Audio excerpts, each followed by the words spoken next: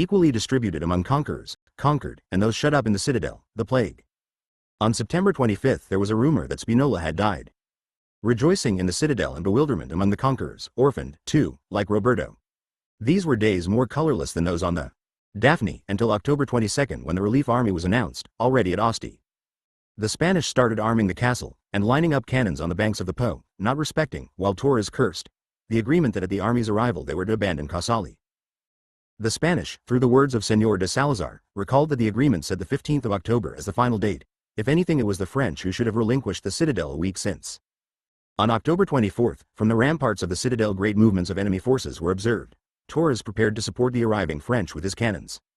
In the next few days the Spanish began to load their baggage onto river barges to ship it to Alessandria, and to those in the citadel this seemed a good sign. Then the enemies on the river began also constructing boat bridges to prepare for the retreat. To Torres this looked so inelegant that he began firing his cannons on them. Out of pique, the Spanish arrested all the French still to be found in the city, and why there were any left, I confess I have no idea, but this is what Roberto reports, and at this point, where that siege is concerned, I am ready to believe anything. The French were near, and it was known that Mazarini, acting on the Pope's orders, was doing everything possible to prevent the clash. The captain moved from one army to the other, he returned to confer in Padre Emanuele's convent, rode off again to carry counter-proposals to this side and that. Roberto saw him only and always from a distance, covered with dust, doffing his hat abundantly to all. Both sides meanwhile were blocked, because the first to move would be checkmated. Roberto even wondered if by chance the relief army was not an invention of young Mazarini, who was making besieged and besiegers dream the same dream. In fact, since June a meeting of the imperial electors had been in session at Ratisbon, and France had sent her ambassadors there, including Per Joseph.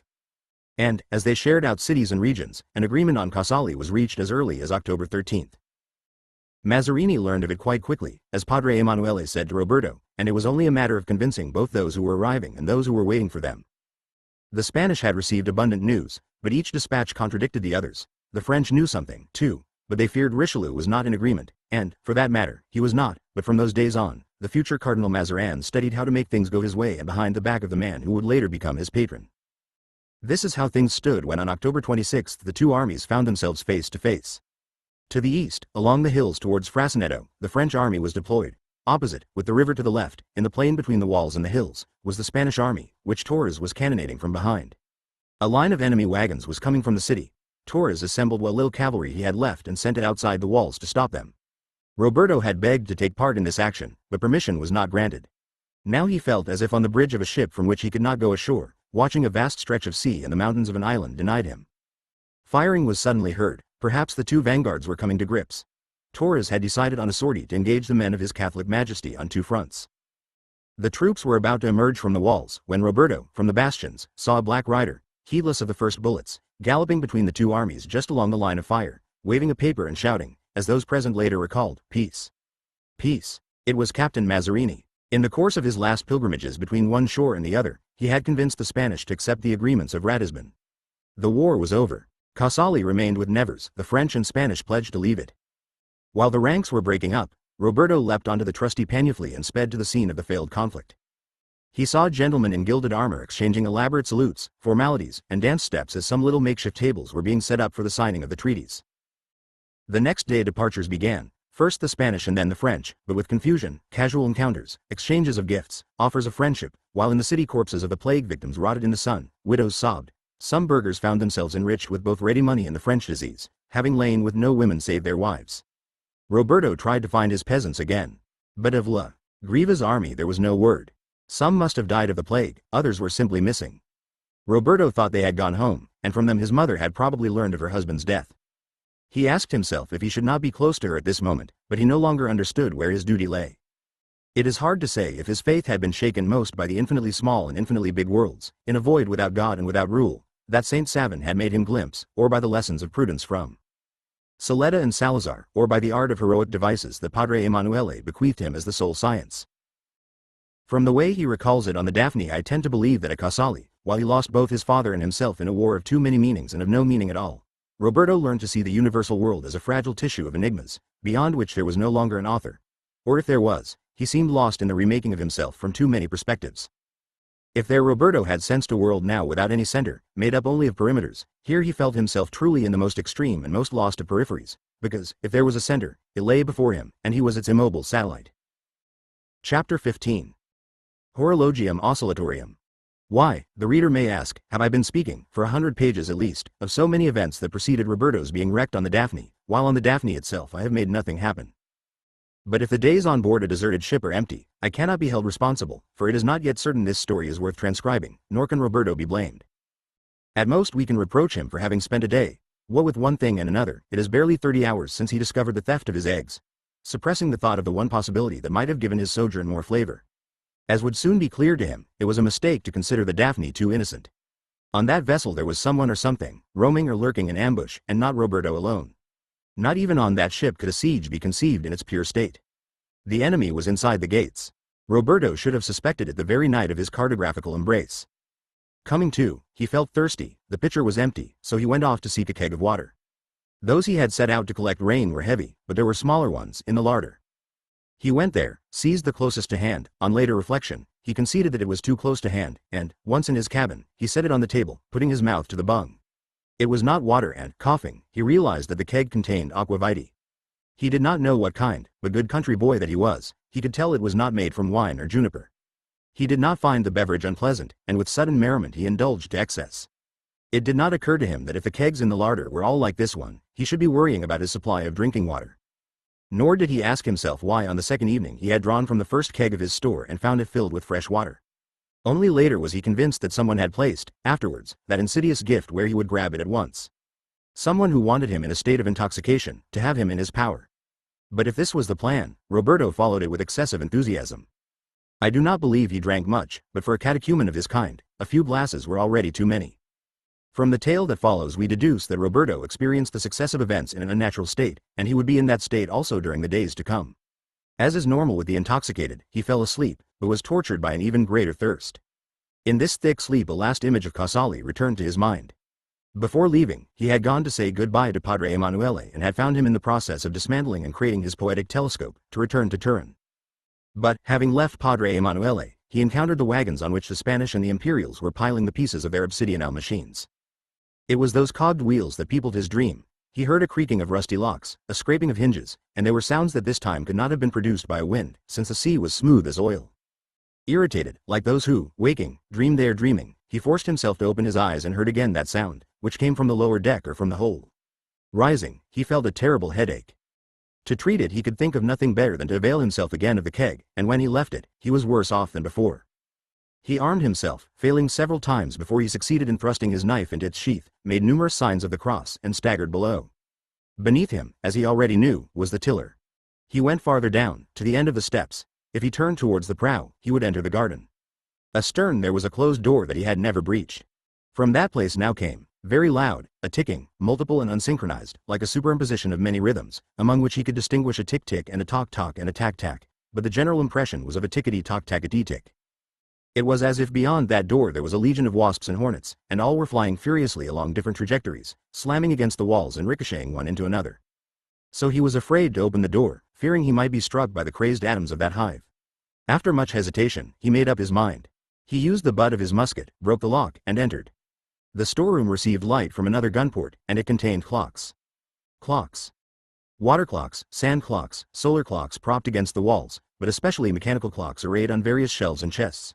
Clocks moved by the slow descent of weights and counterweights, by wheels that bit into other wheels, as those bit into still others, until the last wheel nipped the two unequal blades of a vertical staff, causing it to make two half revolutions in opposing directions, its indecent wiggle moving, as balance, a horizontal bar fixed at its upper extremity. Spring clocks, too, where a fluted conoid played out a chain drawn by the circular movement of a little barrel that devoured it link by link. Some of the clocks concealed their works behind rusted ornament and corroded chasing, displaying only the slow movement of their hands, but the majority exhibited their gnashing hardware, and recalled those dances of death where the only living things are grinning skeletons that shake the scythe of time. All these machines were active, the largest hourglasses still gulping sand, the smaller now almost filled in their lower part, and for the rest a grinding of teeth, and asthmatic chewing. To anyone entering for the first time, this place must have seemed to go on to infinity. The far wall of the little room was covered by a canvas that depicted a suite of rooms inhabited only by other clocks. But even after overcoming that spell, and considering only the clocks present, so to speak, in flesh and blood, there was enough to stun. It may seem incredible, to you who read this with detachment, but imagine a castaway, amid the fumes of aqua vitae, on an uninhabited vessel, finding 100 clocks almost all in unison telling the tale of his interminable time. He must think of the tale before thinking of its author. And this is what Roberto did as he examined those toys one by one, those playthings for the senile adolescence of a man sentenced to a very long death. The thunder of heaven came afterwards, as Roberto writes, when emerging from that nightmare he bowed to the necessity of discovering a cause for it.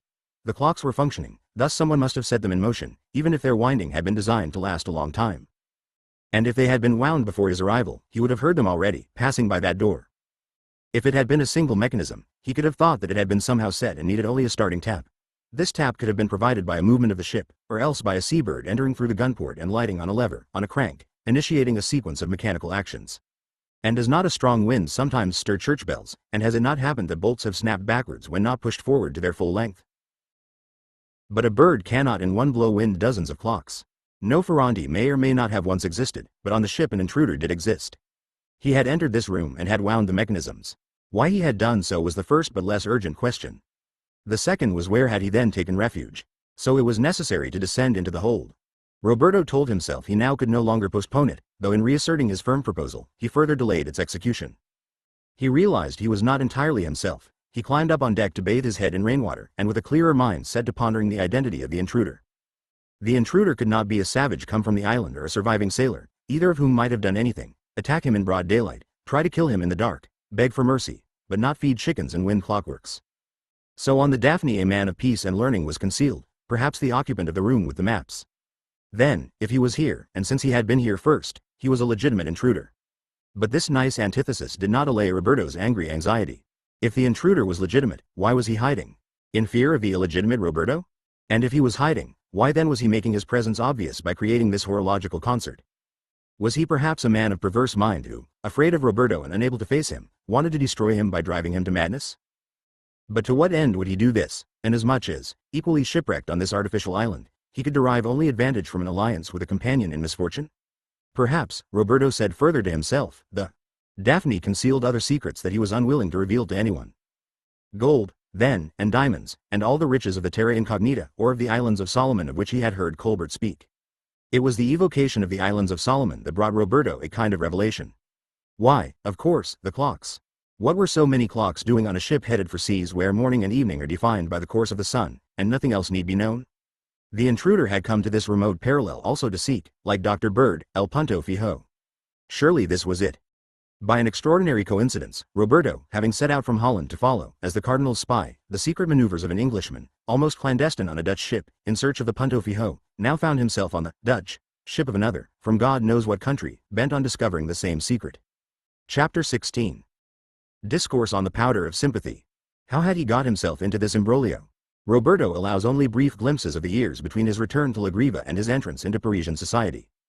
From scattered hints we deduce that he stayed home to care for his mother until he was almost 20, reluctantly arguing with stewards about sowing and harvests.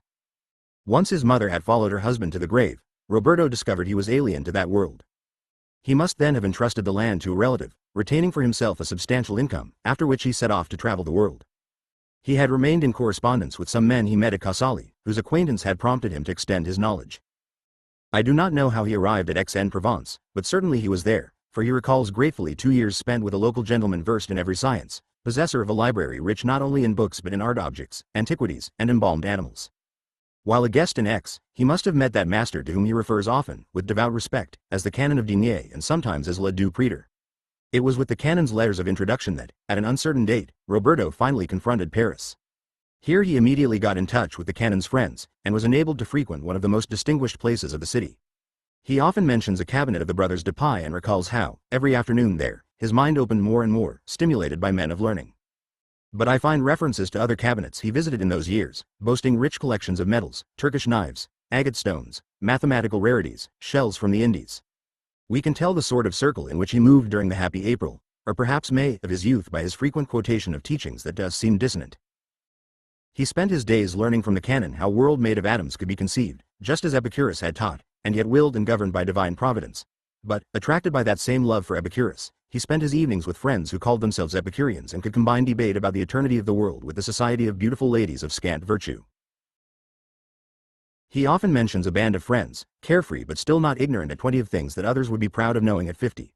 Liniers, Chapelle, Dessoucy, a philosopher and poet who went around with a lute slung over his shoulder, Poquelin, who translated Lucretius but dreamed of becoming the author of comedies, and Hercule Savinien, who had fought valiantly at the siege of Arras, composed declarations of love for fantastic lovers, and made a show of affectionate intimacy with young gentlemen, from whom he boasted of having acquired the Italian disease, while at the same time he mocked a comrade in vice. Qui se plaçoit de l'amour des maisels, and said tauntingly that the man had to be forgiven for his shyness, which led him always to hide behind the backs of his friends. Feeling welcome in a society of keen wits, Roberto became, if not a sage, a scorner of the insipid, which he found both in gentlemen of the court and in certain enriched bourgeois who ostentatiously displayed empty boxes bound in Morocco leather from the Levant with the names of the greatest authors printed in gold on the spine. In short, Roberto had entered the circle of those honnêtes gens who, even if they did not come from the nobility of the blood but, rather, from the noblesse de robe, represented the cream of this world. But he was young, eager for new experiences and, despite both his erudite company and his libertine routes, he did not remain insensitive to the fascination of the aristocracy. For a long time, as he strolled at evening along Rue Saint-Thomas du Louvre, he had admired from the outside the Palais Rambouillet, its handsome facade adorned with cornices and friezes, architraves and pilasters, in a play of red brick, white stone, and dark slate. He looked at the lighted windows, he saw the guests enter, and he imagined the loveliness, already famous, of the inner garden. He pictured the salons of that little court, celebrated in all Paris, established by a woman of taste who considered the other court coarse, subject to the whim of a king incapable of appreciating the refinements of the spirit. Finally Roberto sensed that as a Cisalpine he would enjoy some credit in the house of a lady born of a Roman mother, from a line more ancient than Rome itself, stemming from a family of Alba Longa. Not by chance, about 15 years earlier an honored guest in that house, Cavalier Marino, had led the French to the paths of a new poetry destined to make the art of the ancients pale. Roberto managed to gain admittance to this temple of elegance and intellect, of gentlemen and précieuses, as they were then called, sages without pedantry, gallants without libertinism, wits without vulgarity, purists without absurdity. He found himself at his ease in that atmosphere.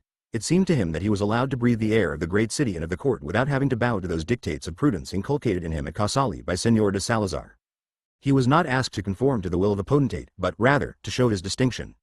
Not to simulate, but to test himself, though always observing the rules of good taste, against persons superior to him. He was not asked to be a courtier but to be bold, to exhibit his skill in good and courteous conversation, and to be able to utter profound thoughts lightly. He did not feel a servant but a dueler, of whom courage, totally intellectual, was demanded. He was learning to avoid affectation, to use in every circumstance his ability to conceal art and effort so that what he did or said would seem a spontaneous gift, as he tried to become master of that studied ease of manner that in Spain was called despejo and in Italy sprezzatura. Accustomed to the spaces of La Griva redolent of lavender, after entering the Hotel of Arthenis, Roberto moved among cabinets where the perfume of countless corbeils wafted always, as in an eternal spring. The few aristocratic houses he had known had consisted of cramped rooms around a central staircase, but at Arthenis's the stairs had been placed in a corner at the end of the courtyard, so that all the rest was a succession of salons and cabinets, with tall doors and windows, one facing the other. The chambers were not tiresomely red or the color of tanned leather but of various hues, and the chambre bleue of the guest had walls of that color, trimmed in gold and silver. Arthenis received her friends recumbent in her chamber, among screens and thick tapestries to protect guests from the cold. She could suffer neither the light of the sun nor the heat of braziers. Fire and daylight overheated the blood in her veins and made her swoon. Once she forgot a brazier under her bed and came down with erysipelas. She was like certain flowers that, if their freshness is to be preserved, must neither be always in the light nor always in the shade and require gardeners to create for them a special season. Umbratile, Arthenis received in bed, her legs in a bearskin bag, and she covered her head with so many nightcaps that, as she wittily said, she went deaf at Martinmas and recovered her hearing at Easter. And yet, even if no longer young, this hostess was the very portrait of grace, large and well made, with admirable features. The light in her eyes was beyond description, yet it did not instill improper thoughts. It inspired a love tempered by awe, purifying the hearts it inflamed. In those rooms, the hostess conducted, without imposition, debates on friendship and love, but they touched with equal levity on matters of morality, politics, philosophy. Roberto discovered the qualities of the other sex in their most tender expression, worshipping at a distance unapproachable princesses, like the beautiful Mademoiselle Paulette, known as La Lionne, because of her proud mien, and ladies who could enhance their beauty with a wit that the venerable academies attributed only to men. After a few years of this school he was ready to meet the lady.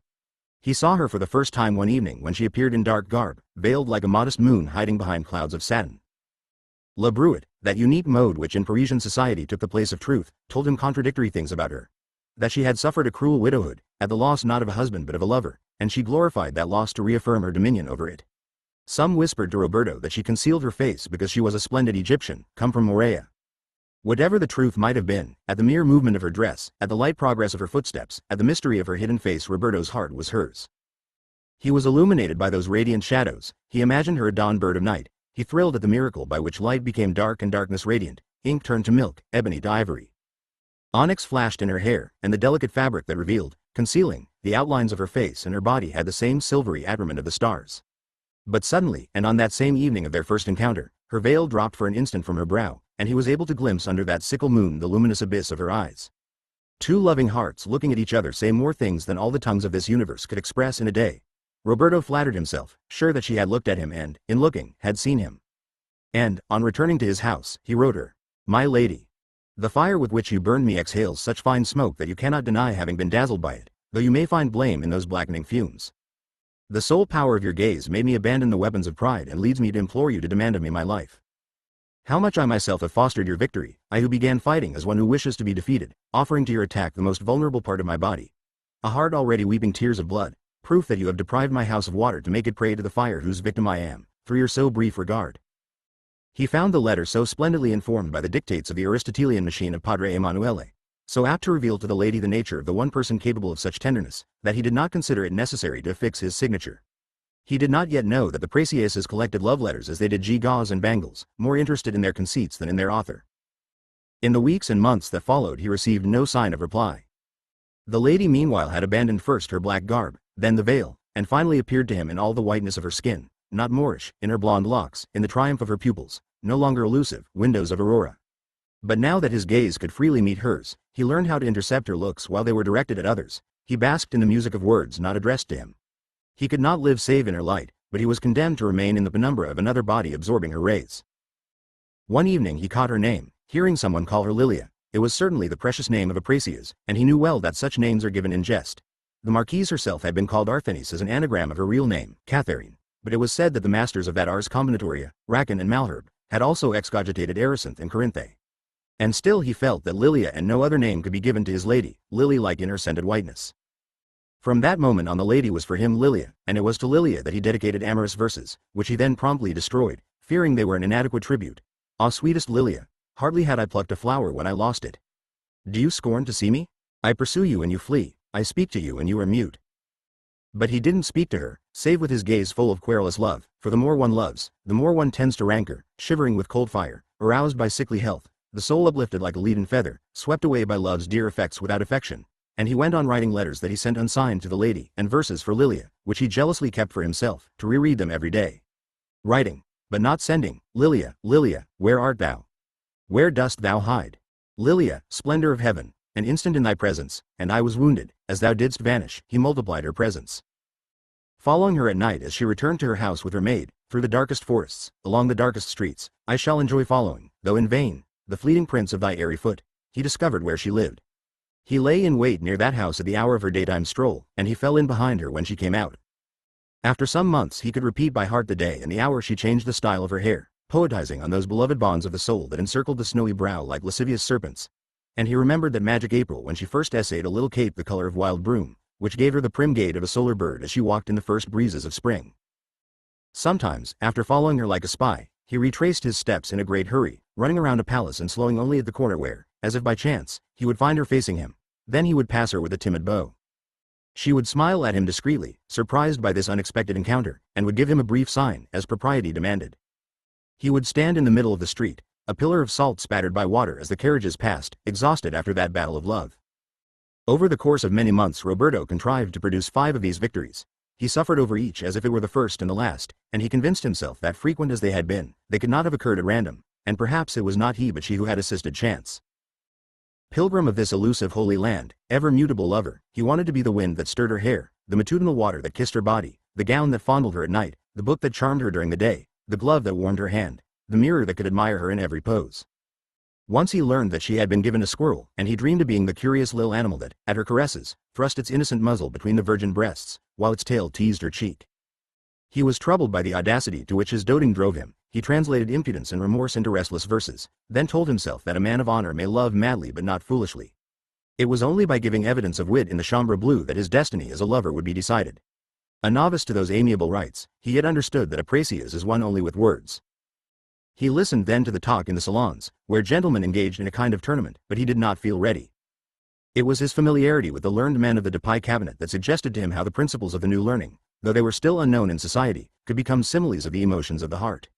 And it was the meeting with Monsieur Digby that inspired the speech that was to lead to his ruin. Monsieur Digby, at least that was what he was called in Paris, was an Englishman Roberto had met at the Depies, then found again one evening in a salon. Less than 3 lustra had passed since the Duc de Boucancan had shown that an Englishman could have le roman en testi and be prone to well-bred madness. Informed that there was in France a queen beautiful and haughty, to the dream of winning her he devoted his life, until he died of it. Living for a long time on a ship, he erected an altar to his beloved. When it was learned that Digby, actually as Boucancan's envoy, had fought a privateering war against Spain, the universe of the Précieuses found him fascinating. In the Depies circle the English were not popular. They were identified with characters like Robertus a Fluxibus, Medicinae Doctor, Equi Oritus et Armiger Oxoniensis, against whom various pamphlets had been written, deprecating his excessive faith in the occult operations of nature. But in that same circle they welcomed an eccentric churchman like Monsieur Gaffarel, who, when it came to believing in unheard of curiosities, was the equal of any Briton. Digby, on the other hand, had proved capable of discussing with great erudition the necessity of the void, in a group of natural philosophers who were horrified by anyone suffering from horror vacui.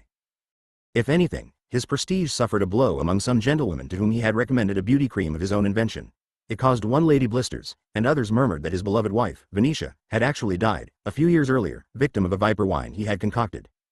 But these were certainly calumnies of the envious, piqued by the fame of other remedies of his, including one for kidney stone, derived from a liquid of cow dung and hares slaughtered by hounds.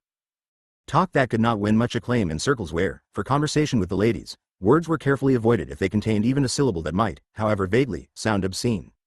Digby, in a salon one evening, quoted some verses of a poet from his country. If they be two, they're two so. As stiff twin compasses are two. Thy soul the fixed foot makes no show to move, but doth, if t'other do.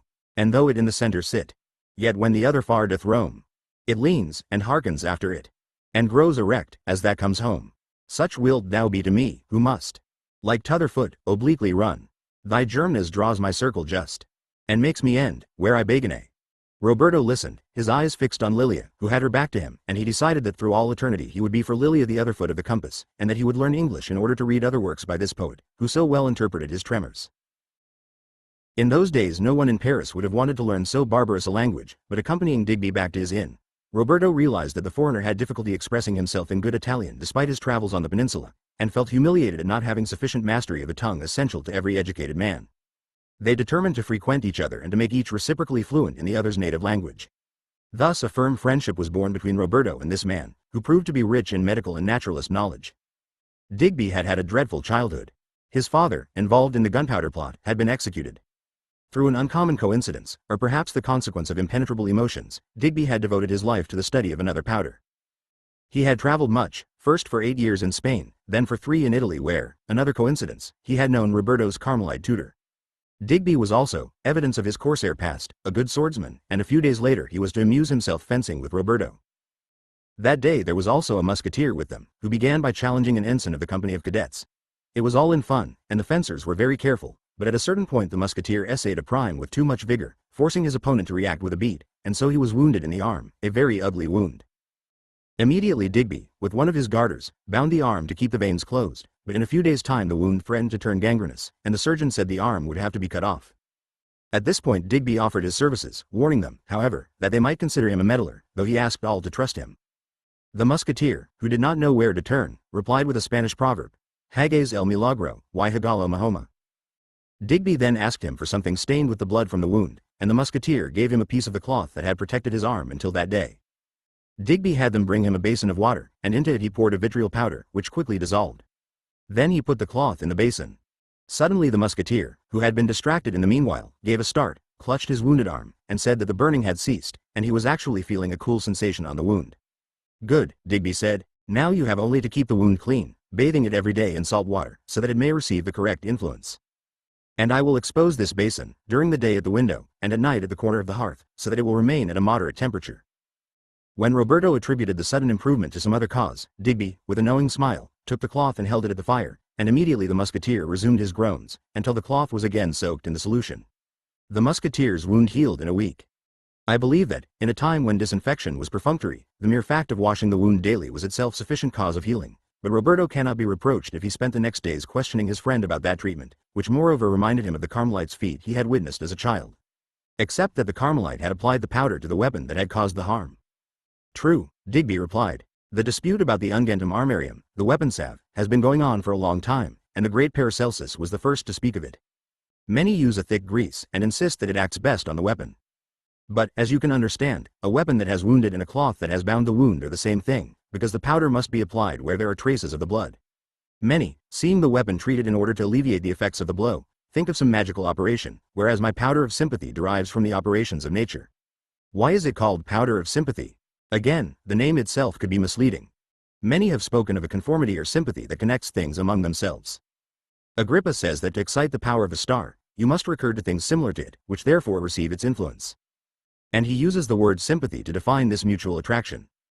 As with pitch, with sulfur, and with oil you prepare wood to receive the flame, thus employing things that conform to the operation of the star. A particular benefit is reflected on the matter properly arranged through the soul of the world. To influence the sun you must act on gold, which is solar by nature, and on those plants that follow the sun, or that fold their leaves and droop at sunset, reopening them at sunrise, like the lotus, the peony, the celandine. But these are old wives' tales. An analogy of this sort is not enough to explain the operations of nature. Digby shared his secret with Roberto. The orb, or rather, the sphere of air, is full of light, and light is a material and corporeal substance. A notion Roberto accepted willingly, because in the Depais he had heard that light also was merely a very fine powder of atoms. It is obvious that light, Digby said, issuing incessantly from the sun and shooting off in all directions along straight lines, when it encounters some obstacle in its path, an opposition of solid and opaque bodies, is deflected ad angulos aequalis, following another route until it deviates at another angle upon encountering another solid body, and so it continues until it is extinct. As in the royal game of tennis, where a ball driven against a wall rebounds from it to strike the wall opposite and often makes a complete circuit, returning to the point from which it set out. Now what happens when light strikes a body? Its rays rebound, detaching some atomies, some tiny particles, as a ball might carry with it pieces of the fresh plaster from the wall. And as these atomies are formed by the four elements, the light with its heat incorporates the viscous parts and carries them far off. The proof lies in the fact that if you attempt to dry a wet cloth at a fire, you will see that the rays which the cloth reflects carry with them a kind of watery mist. These vagrant atomies are like riders on winged chargers that go through space until the sun, setting, withdraws its Pegasuses and leaves the riders without a mount. And then they fall again in a mass towards the earth, whence they came. But such phenomena occur not only with reference to light but also, for example, with wind, which is nothing but a great river of similar atomies attracted by the solid terrestrial bodies. And smoke, Roberto suggested. Of course. In London they obtain fire from the coal of the earth brought from Scotland, which contains a great deal of very sharp volatile salt. This salt, transported by smoke, is dispersed into the air, defacing walls, beds, and all light-colored furnishings. When you keep a room closed for some months, afterwards you will find a black dust that covers everything, as you find a white dust in mills and in bakers' shops. And in spring all flowers seem stained with grease. But how is it possible that so many corpuscles are scattered in the air, while the body that emanates them betrays no diminishment? There is diminishment perhaps, as you are aware when you cause water to evaporate, but with solid bodies we are not aware of it, as we are unaware with musk or other fragrant substances. Any body, however small, can always be divided into smaller parts, thanks to which our English dogs, guided by their sense of smell, are able to follow the track of an animal. Does the fox perhaps, at the end of his race, seem smaller to us? Now, it is precisely thanks to such corpuscles that the phenomenon of attraction occurs, which some celebrate as action at a distance, which is not distant and therefore not magic but takes place through the constant intercourse of atomies. And so it is with attraction by suction, such as that of water or wine through a siphon, or the attraction of the magnet on iron, or attraction by filtration, as when you put a strip of cotton in a vessel filled with water, allowing a good length of the strip to hang outside the vessel, and you see the water rise beyond the rim and drip on the ground. And the last attraction is that which takes place through fire, which attracts the surrounding air with all the corpuscles whirling in it, as the water of a river carries along the soil of its bed. And since air is wet and fire is dry, they become attached one to the other. So then, to occupy the space of what is carried away by the fire, more air must come from the vicinity, otherwise a void would be created. Then you deny the void? Not at all. I say that as soon as it is encountered, nature tries to fill it with atomies, in a battle to conquer its every region. If this were not the case, my powder of sympathy could not act, whereas, on the contrary, experience has shown you that it does. Fire with its action provokes a constant affluxion of air, and the divine Hippocrates cleansed an entire province of the plague by having great bonfires set everywhere. Always in time of plague, cats and pigeons are killed and other hot animals, which constantly transpire spirits, so that air will fill the place of the spirits liberated in the course of that evaporation, causing the plague atomies to attach themselves to the feathers and fur of those animals, as the bread taken from an oven attracts to itself the foam of barrels, and as wine spoils if you put bread on the top of the barrel. As, for that matter, when you expose to the air a pound of salt with calcinated and duly fired tartar, which will produce 10 pounds of good oil of tartar. The physician of Pope Urban VIII told me the story of a Roman nun who, after too many fasts and prayers, had so heated her body that her bones all dried up. That internal heat, indeed, attracted air that was incorporated in the bones as it does in the salt of tartar, and the air emerged at the point that controls the discharge of the serosity, hence through the bladder, so the poor saint released more than 200 pounds of urine in 24 hours, a miracle that all accepted as proof of her sanctity. But if everything attracts everything, then for what reason do elements and bodies remain separate without the collision of any force with another? Good question. Bodies that have equal weight are more easily joined, and thus oil joins more easily with oil than with water, so we must conclude that what keeps atoms of the same nature firmly together is their rarity or density, as the philosophers you frequent could also easily tell you. And so they have told me, proving it with various kinds of salt, which, however you grind or coagulate them, always resume their natural form, and common salt is always found in cubes with squared facets, and soda nitre in columns with 6 facets, and ammoniacal salt in hexagons, 6-pointed, like snow. And the salt of urine forms pentagons, and thus Mr. Davidson explains the form of each of the 80 stones found in the bladder of Monsieur Pelletier. But if bodies of analogous form mingle with more affinity, it is logical that they should attract one another with greater strength. Hence, if you burn your hand, you will obtain relief of your suffering by holding it for a bit in front of the fire. My tutor once, when a peasant was bitten by a viper, held the head of the viper to the wound. Of course, the venom, which was seeping towards the heart, returned to its chief source, where there was a greater quantity of it. If in time of plague you carry a jar of toad powder, or perhaps a live toad or spider, or even some arsenic, that poisonous substance will attract the infection of the air. And dried onions ferment in the larder when those of the garden begin to grow. And this explains also birthmarks when the mother craves something, and here I would proceed with greater caution. Sometimes analogous phenomena may have different causes, and a man of science must not lend credence to old superstitions. But to return to my powder. What happened when, for a few days, I subjected the cloth stained with our friend's blood to the action of the powder? First of all, the sun and the moon, from a great distance, attracted the spirits of the blood found on the bandage, thanks to the heat of the room, and the spirits of vitriol with the blood could not avoid following the same path. On the other hand, the wound continued to expel a great abundance of hot and igneous spirits, thus attracting the circumambient air. This air attracted more air, and this attracted still more, until the spirits of the blood and the vitriol, dispersed at a great distance, were finally conjoined with that air, which carried with it other atoms of the same blood. Thus the atoms of the blood coming from the cloth met those coming from the wound, expelling the air as a useless encumbrance, and they were attracted to their prime seat, the wound, and, united to them, the spirits of the vitriol penetrated the flesh. But could you not have applied the vitriol directly to the wound? I could have, as I had the wounded man before me. But what if he had been at some distance? Consider further.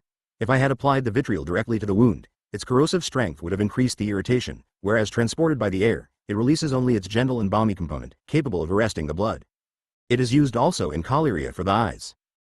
Roberto listened intently, as in the future he would make good use of that advice, which certainly explains the worsening of his condition. On the other hand, Digby added, you must surely not use normal vitriol, as was formerly the practice, doing more harm than good.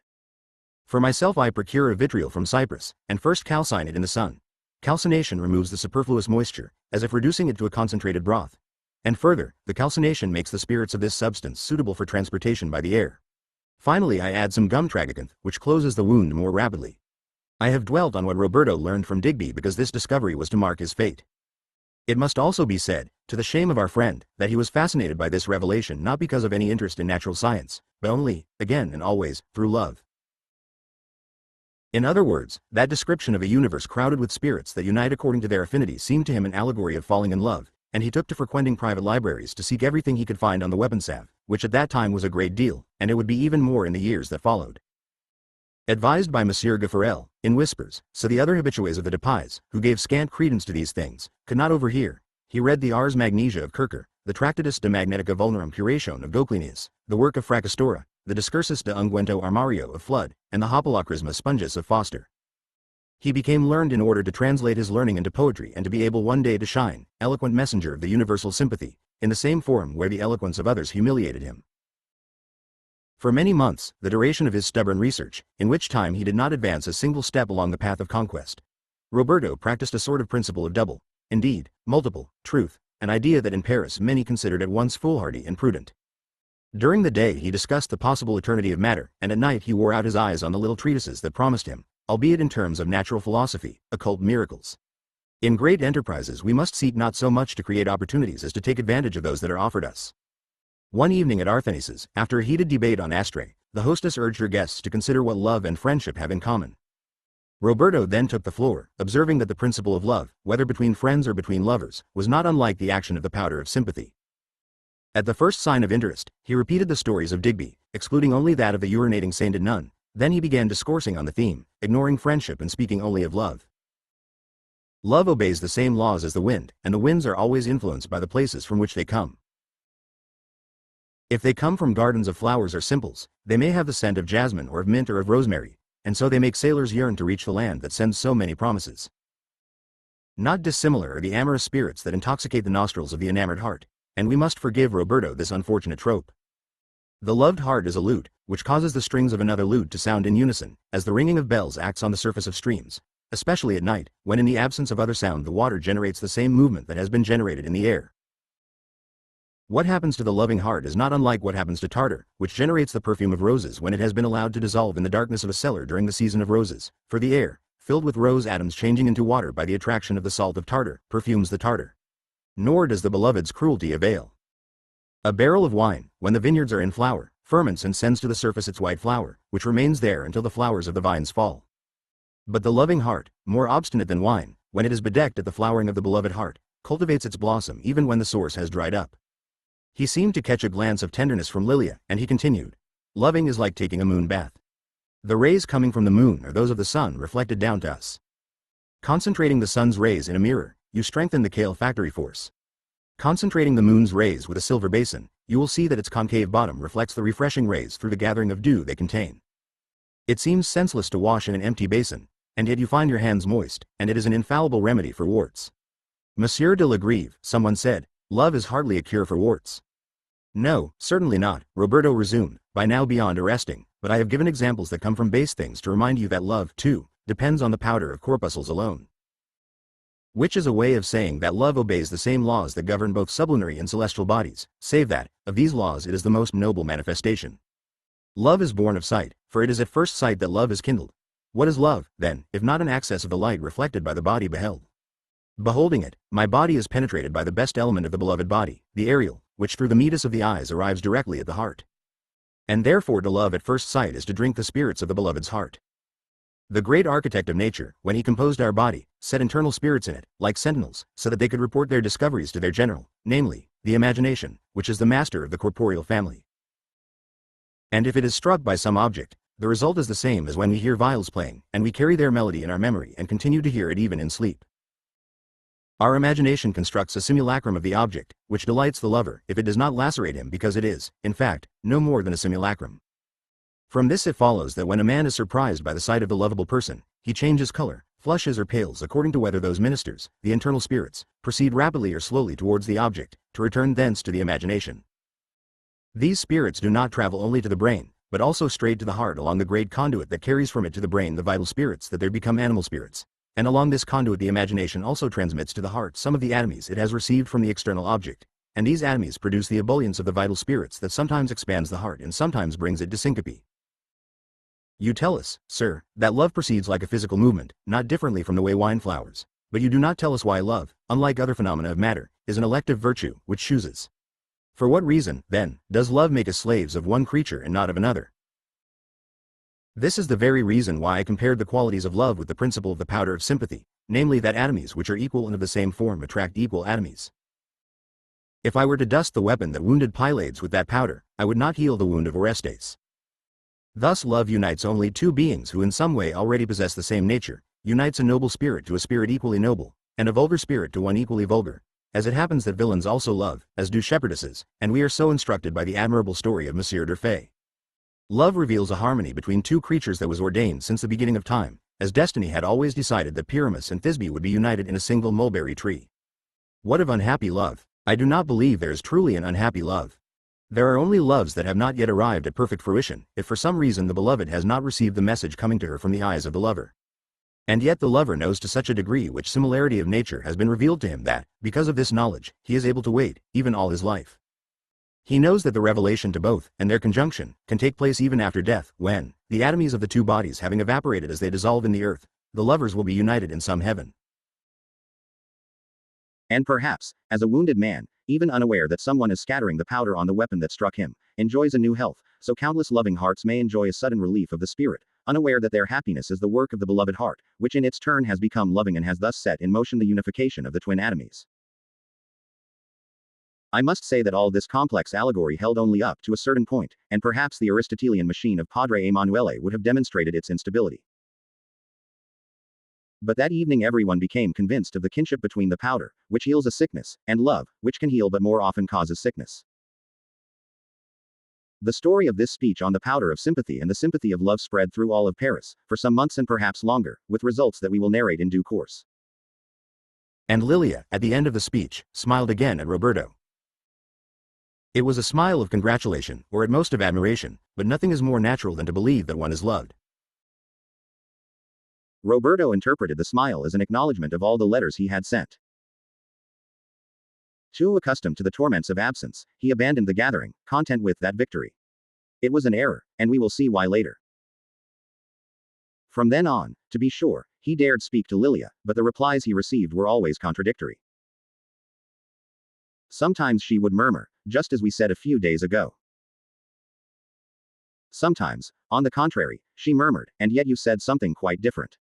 Other times, leaving, she would promise, but we will talk of it later. Keep your word. Roberto could not decide if she was absently attributing to him the words and deeds of another, or if she was coyly provoking him. What later befell him drove him to compose those few episodes into a far more disturbing story. Chapter 17. Longitudinum optata scientia. It was, at last a firm date, the evening of the 2nd of December, 1642. They were leaving a theater, where Roberto spent every evening in the role of an ardent wooer. Lilia, on coming outside, furtively pressed his hand, whispering, "Monsieur de la Grive, you were not shy that evening. Until tomorrow then, again, on the same stage." He left in mad turmoil, bidden to such a tryst at a place he could not know, urged to repeat what he had never dared say. And yet she could not have mistaken him for another, because she had called him by his name. Oh, he writes of having said to himself, "Today the streams flow back to their source, white chargers scale the towers of Our Lady of Paris, a fire smiles glowing in the ice, for it has truly happened that she has invited me." Or perhaps not. Today blood flows from the rock, a grass snake couples with a bear, the sun has turned black, because my beloved has offered me a cup that I will never be able to drain, for I do not know where we are to meet. Just a step short of happiness, he ran home in despair. The one place where he was sure she could not be. Lilia's words can be interpreted in a far less mysterious fashion. She was simply reminding him of his remote discourse on the powder of sympathy, was urging him to say more, in that same salon of Artenice where he had already spoken. Since then she had seen him silent and adoring, and this did not correspond to the rules of the game of seduction, so severely regulated. She was recalling him, we would say today, to his social duty. "Come," she was saying to him. "That evening you were not shy, tread again that same stage, I am waiting to see you there." Nor could we expect any other challenge from Apracios. But Roberto, on the contrary, had understood. You are shy, and yet a few evenings ago you were not, and with me you were. I suspect that jealousy forbade and at the same time encouraged Roberto to imagine the rest of that sentence. So tomorrow, again, on that same stage, in that same secret place. It is natural that, his fancy having taken the most thorny path, he should immediately conceive a case of mistaken identity, of someone who had passed himself off as Roberto and in such guise received from Lilia that for which Roberto would have bartered his life. So, then, Ferrandi had reappeared, and all the threads of the past were knotted once more. Maleficent alter ego, Ferrandi had thrust himself into this story, playing on Roberto's absences, his delays, his early departures, and at the right moment had garnered the reward for Roberto's speech on the powder of sympathy.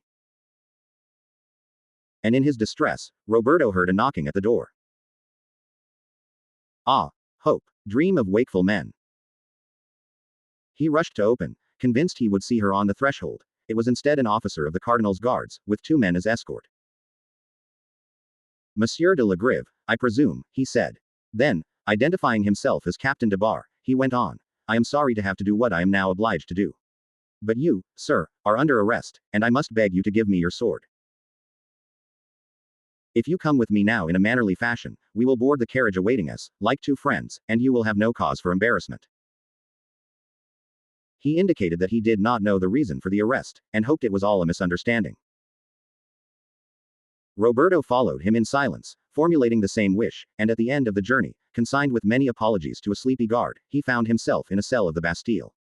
He spent 2 very cold nights there, visited only by a few rats, a provident preparation for his voyage on the Amaryllis, and by a guard who to every question replied only that this place had housed so many illustrious guests that he had long since given up wondering why they had fetched up here, and considering that a great gentleman like Bassompierre had been here for 7 years, it was not Roberto's place to start complaining after a few hours.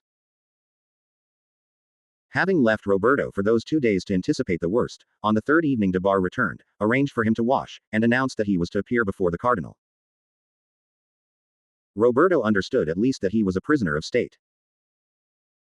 They reached the palace late in the evening, and already from the stir at the door it was evident that this evening was exceptional.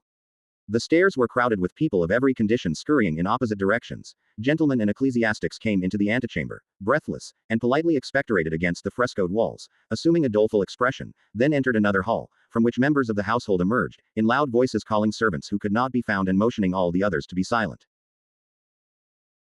Roberto was also led into that hall, where he saw only people's backs, while all peered in at the door of yet another room, on tiptoe, making not a sound, as if to witness some sad spectacle. De Bar looked around, apparently seeking someone. Finally he motioned Roberto to remain in a corner, and went off. Another guard was trying to make many of those present leave the room, his courtesy varying according to their rank. He saw Roberto unshaven, his clothing disheveled after his detention. When the guard asked him roughly what he was doing there, Roberto answered that the cardinal was expecting him, to which the guard replied that the cardinal, to everyone's misfortune, was himself expected by someone of far greater importance. In any case, the man left Roberto where he was, and little by little, when de Bar, by now the only friendly face he knew, did not return, Roberto moved closer to the gathering, and after waiting a bit and then pushing a bit, he reached the threshold of the inner room. There he saw and recognized, in a bed at the far end, resting on a snowbank of pillows, the shadow of the man that all France feared and very few loved. The great cardinal was surrounded by doctors in black robes, who seemed to be interested chiefly in their own debate. An acolyte wiped the prelate's lips as weak fits of coughing formed a reddish spume. Under the covers you could see the painful respiration of a now exhausted body. One hand emerged from a nightshirt, clutching a crucifix. Suddenly a sob escaped the acolyte. Richelieu with effort turned his head, tried to smile, murmuring, "Did you believe I was immortal?" As Roberto was asking himself who could possibly have summoned him to the bed of this dying man, there was a great confusion behind him. Some whispered the name of the pastor of Saint Eustache, and as all stood aside, a priest entered with his suite, bearing the holy oil. Roberto felt someone touch his shoulder. It was de Bar. "Come," he said, "the cardinal is awaiting you." Bewildered, Roberto followed him along a corridor.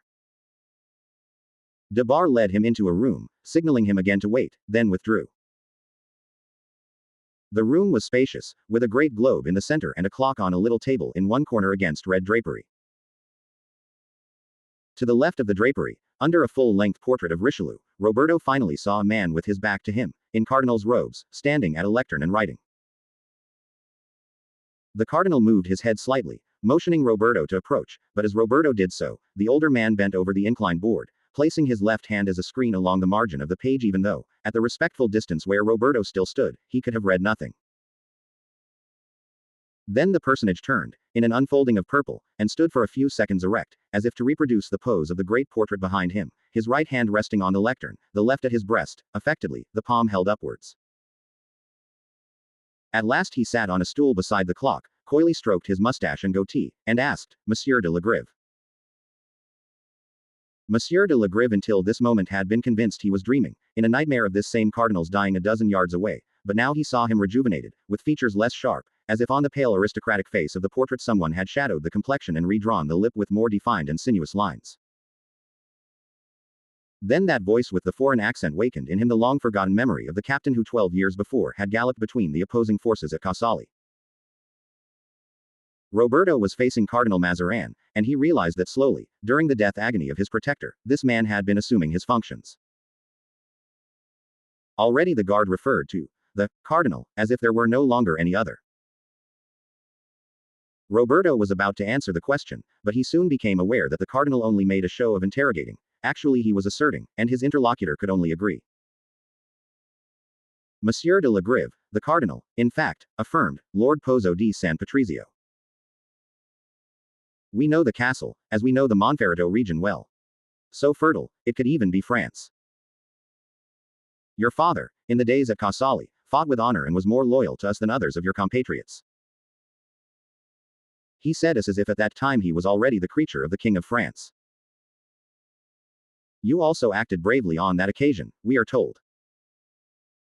Will you believe, then, that we are all the more, and paternally, sorry that as a guest in this country you have not observed the rules of hospitality?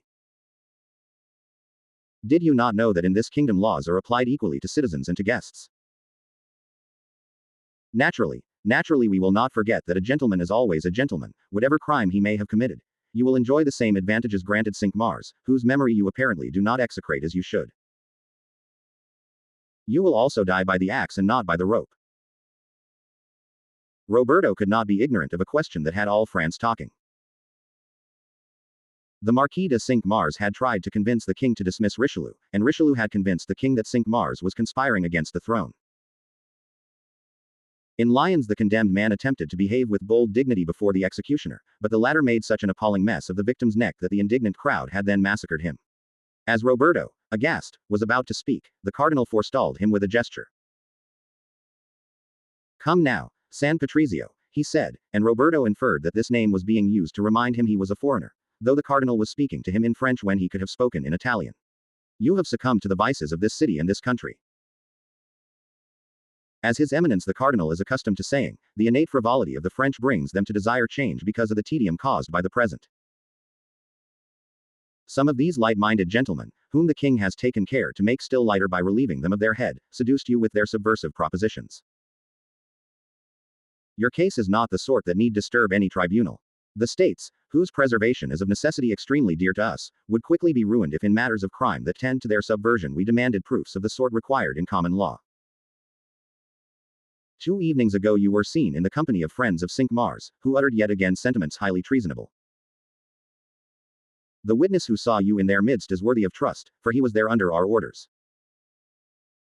And that is enough.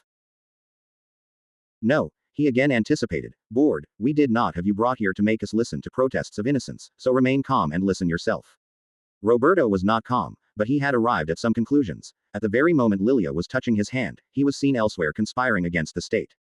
Mazarin was so convinced of this that the thought had become fact. It was everywhere murmured that the wrath of Richelieu was not yet sated, and many feared being chosen as further examples. However he may have been chosen, Roberto was in any case doomed. He could have reflected that, not only 2 nights previously but often, he had participated in some conversation on leaving the Rambouillet salon. That it was not impossible that among those interlocutors there had been an intimate of Cinq-Mars. That if Mazarin, for reasons of his own, wanted to ruin him, he needed only to interpret maliciously any phrase reported by a spy. But naturally Roberto's reflections were different, and they confirmed his fears. Someone had taken part in a seditious gathering, boastfully assuming his name and his face.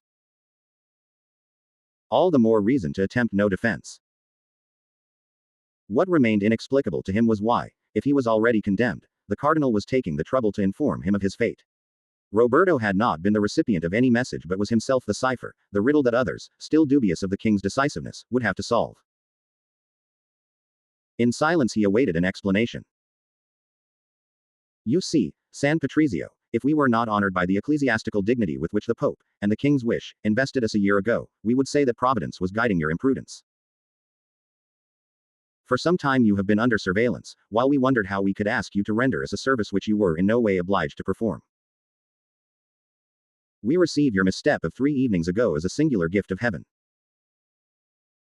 Now you could be in our debt, and our position changes, to say nothing of yours. In your debt. For your life. Naturally it is not in our power to pardon you, but we have the power to intercede. Let us suppose you manage to avoid the rigor of the law through escape. After a year, or even more, the memory of the witness would no doubt be clouded, and he could swear, with no blot on his honor, that the man of 3 evenings ago was not you, and it could be verified that at that hour you were elsewhere playing trick-track with Captain DeBar. Then, we do not decide, mind you, we presume, and the opposite could also happen, but we are confident that we are correct. You would be accorded full vindication and unconditional freedom. Be seated, please, he said. I have a mission to propose to you. Roberto sat down. A mission. And a delicate one. In the course of which, we will not shirk the fact, you might risk losing your life.